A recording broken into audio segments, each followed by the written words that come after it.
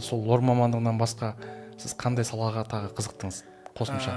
Негізінде көп мен ойлаймын, енді әлде қателесуім де мүмкін, бірақ көп дәрігерлік жолын бастаған кезде, оқуға түскен кезде көбінің қызығатыны ол нейрохирургия, кардиохирургия. Мен де өте қатты қызықтым оларға. Нейрохирургия, кардиохирургияға қызықтым. Сол мамандықты таңдаймын деп ойлап жүрдім негізінде. Нейрохирургияға таңдаймын деп жүрдім. Өйткені бірінші рет есімде, бірінші курста болу керек. Жаңағы «Золотые руки» деген фильм болды, кітабы болды. Нейрохирург жайлы өмірде болған оқиға. Сол қатты әсер етті да, сосын ойладым, сол нейрохирургияға баратын болармын деп.